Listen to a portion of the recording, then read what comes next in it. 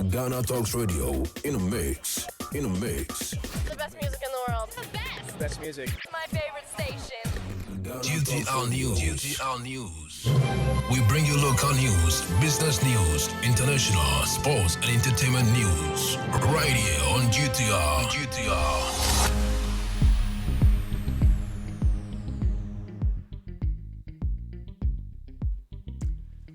It's time for the afternoon news right on Ghana Talks Radio, and I go by the name Regina Bless. So moving to our headlines, Attorney General to swear in Special Prosecutor Board today.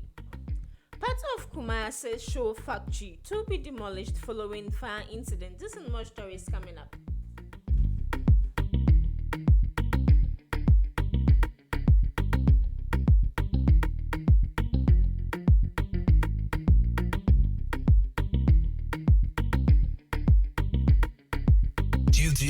GTR News. So the Attorney General and Minister for Justice, Godfred Yeboah-Dame, is expected to swear in the board of the Office of Special Prosecutor later today, Tuesday, June 21st, 2022. The office has been without a board since the expiration of the tenure of the Linda Oforikwafu-led board. Civil society has since lamented the lack of a successive board and the impact on the operations of the Special Prosecutor. Section 5 of the OSP Act 2017, Act 959 provides for the board, on which the Special Prosecutor and his deputy, institutional representations from the Audit Service, Ghana Police Service, Economic and Organized Crime Office, and the Financial Intelligence Center will serve. Other representations are from the Commission on Human Rights and Administrative Justice, National Security, as well as a female representative from anti-corruption civil society organizations. The previous board included the then CID boss DCOP Mame Yatiwa Edudankwa, EOCO Rep Charles Nana Entry, representatives from civil society Linda Oforikwafu and Adek Rekuteria, Kofure Duboache, Charles Ayamada, and Kweku Domfi. So moving to our next story. Part of Kumasi Shoe Factory to be demolished following fire incident.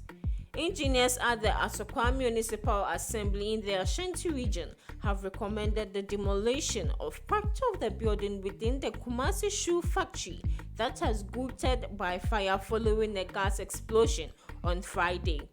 Officers from the National Disaster Management Organization joined officials from the Asokwa Municipal Assembly to do a critical assessment of the building on Monday.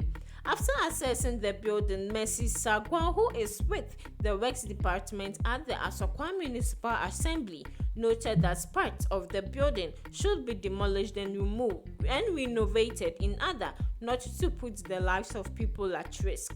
The best we can do right now is to demolish parts and rework on it, and I think from there they can start reusing it, she said. So some eyewitnesses had a few things to say. Let's go. Some eyewitnesses have been narrating how the incident happened. We heard a noise, some boom boom noise. I heard the first one, then the second one also came. So we came out, and then we saw smoke, and we realized that there's a fire here. So getting closer, we could see that the fire was traveling from the left side to the right side, or the right side to the left side. So the final sound that made people run, and even some of the fire people were running, was the tanker here. We didn't even know that there was a tanker here, but I think coming here, then we realized it was a tanker that made the final sound for that big fire. So the fire actually started from the factory. No, it's not from the tanker. We didn't even know there was a tanker here, but coming to the side, that we realized there's a tanker on the site. Na park say inti tanker no ebese ye eko park kakra metiana bibies wo mechi medan ho na tanker na semo na jana eden efri inti data na nso ye kan no eben ho no na eden yes spark here dey no as battery na run down inti push here ma na eden ama no kwetire inti me dance ya me won say jan mo free kan mo na eden jan to mo. The early intervention of firefighters prevented the fire from spreading to other areas. The fire led to the destruction of a number of polytanks, vehicles, and other equipment belonging to the company. Speaking to the media after bringing the situation under control, GTR News.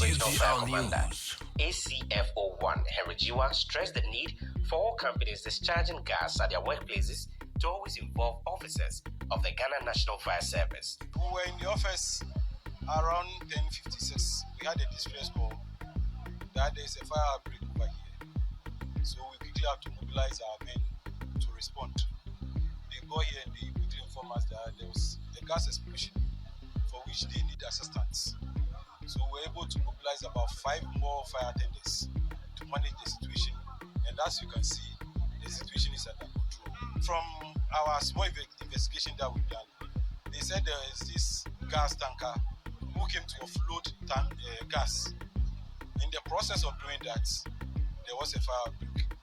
So they also couldn't manage it and ran away, and it escalated. So far, I don't have any information about any injured person or any reported person. It spread to their factory, just like you can see. And so we quickly also have to evacuate the school children over here and even the residents around so that we can manage it successfully.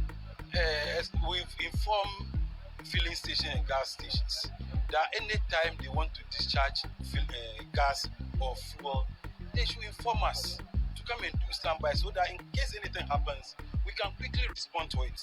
Like the way they all run away, we've been trained to manage these things. We'll gather the courage and manage it, and it will not escalate to this level. Though for now, I'm going to make sure the operation is halted until they meet all the minimum safety standards. The Ashanti Regional Director of the Environmental Protection Agency, Samuel Tin, who visited the scene, says his outfit has begun engaging relevant stakeholders on the issue. We asked them to suspend operation, and in Ghana National Fire Service is in charge of fire issues. Though as they have come now, I'm here with the regional commander, so with the deputy. They are going to do the assessment and find out what caused the fire. But at least the company themselves are giving the fire people a clue as to what they were doing. They said they were discharging into their tank, and that something happened that erupted, that created a whole issue.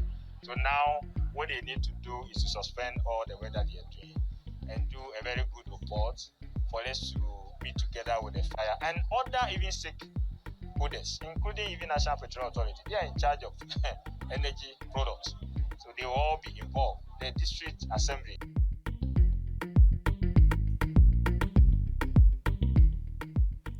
So moving to our next story, Obuasi residents protest over worsening unemployment rate. Scores of inhabitants within the mining town of Obuasi and other surrounding communities in the Ashanti region are marching through major streets in the area to demonstrate over what they describe as the worsening unemployment situation in the country. The protesters, who are mainly the youth, are also calling on the management of Anglo Gold Ashanti Obuasi mine to release lands for them to mine on, since they accuse the company of not employing residents. The organizers of the demonstration say as part of their protest, they will be petitioning the management of Anglo Gold Ashanti Obuasi mine over the matter. There is a heavy security presence as a number of police officers drawn from the Obuasi District Command and the regional police are escorting the protesters. Moving to our next story, 4 more police officers interdicted in connection with Islamic SHS issue. 4 more police officers have been interdicted in connection with the Islamic Senior High School protest and how the police handled the protesters. This brings to a total of 7 police officers who have been interdicted in connection with the issue. The Inspector General of Police RGP Dr. George Kufudampari interdicted the 4 more officers for their roles in the issue, which happened on Monday, June 13, 2022. The 4 new officers are part of the team that were said to have video recorded the clash. They consist of a chief inspector, an inspector, and 2 corporals. However, the police are tight-lipped on the identities of the personnel. 4 cops interdicted over anti-Islamic comments. So we're going on a quick commercial break. We'll be right back with the business and political news. Stay tuned.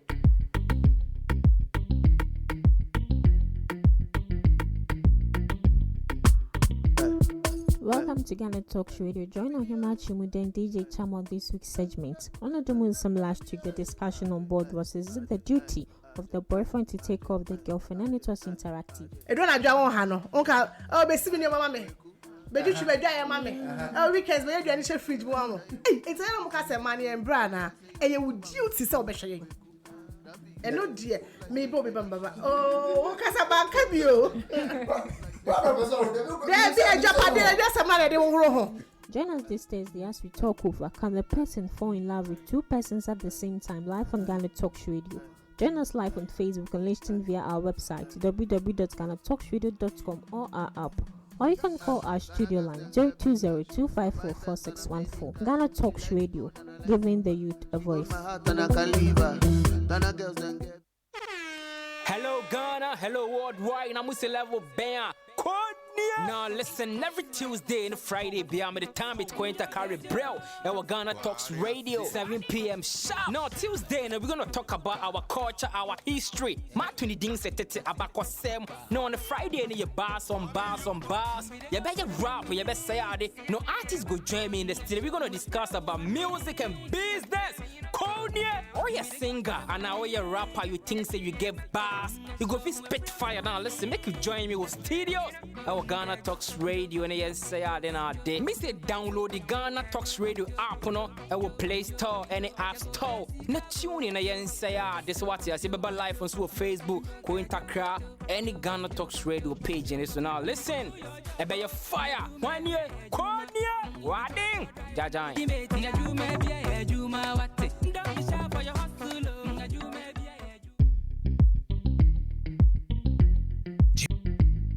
GTR News. GTR News.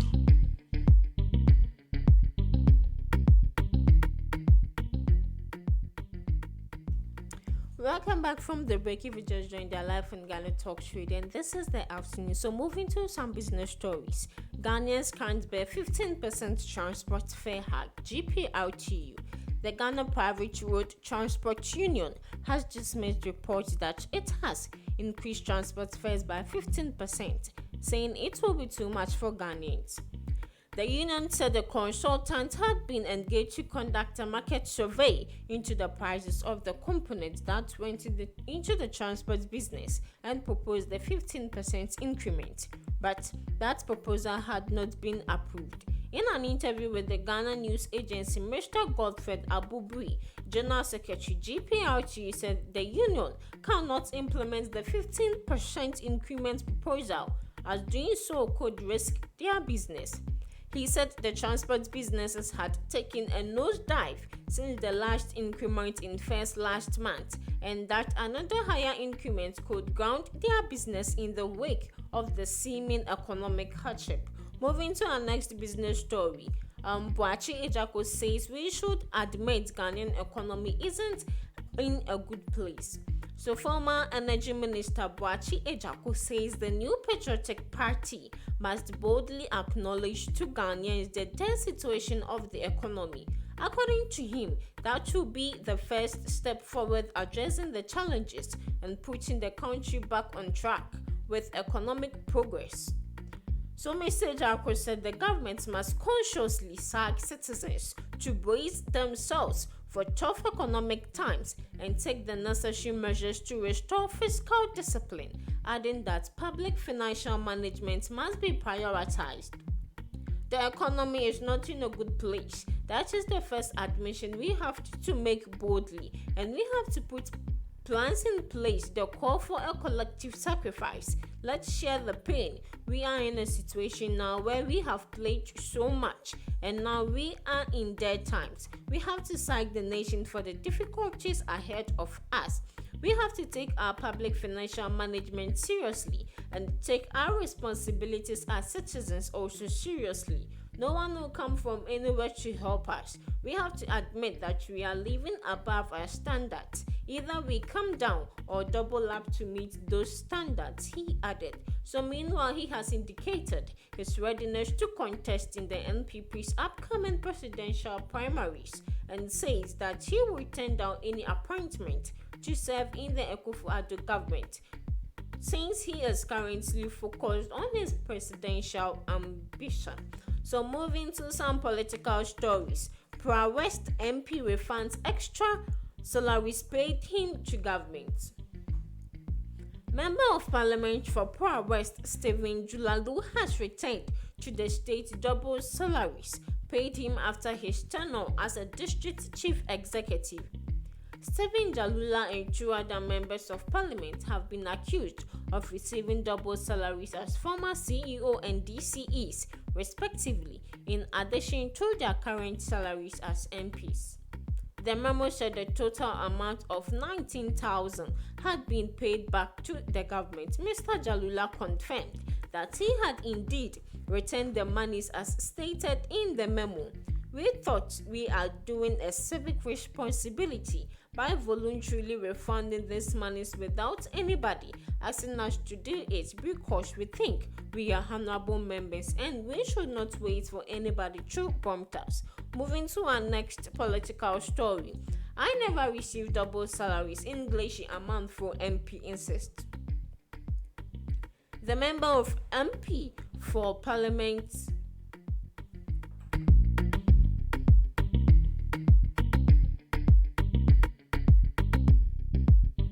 GTR News. The Member of Parliament for Boakye Ngleshie Amanfro Sylvester Tete has denied the Auditor General's allegations that he had received double salary. Sylvester Tete and two other members of Parliament, Stephen Jalula and Alexander Jan, have been accused of failing to refund overpaid salaries to state coffers months after they were notified by the Controller and Accountant General. They were alleged to have received salaries as former CEO and DCEs respectively, in addition to their current salaries as MPs. Mr. Tete clarified that he has never paid as Chief Executive Officer of the National Youth Authority until he resigned, a situation he believes might have created the misconception of receiving double salary. Moving to some international story. Ukraine braces for Russian storm in East in run-up to EU meeting. Ukraine acknowledged on Tuesday difficulties in fighting in its east as Russian forces regrouped after stepping up pressure and making advances on two cities ahead of an EU summit this week expected to welcome Kyiv's bid to join the bloc.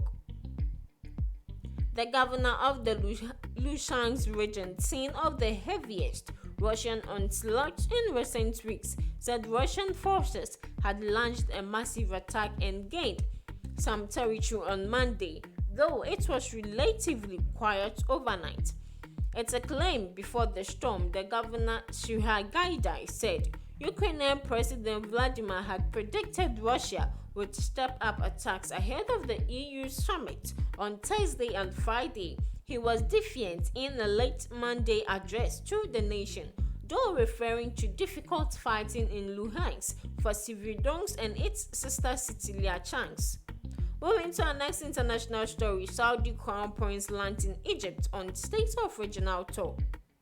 Saudi Arabia's de facto ruler Crown Prince Mohammed bin Salman arrived in Egypt on Monday, the Egyptian presidency said, starting his first tour outside the Gulf region in over 3 years. He will also visit Jordan and Turkey.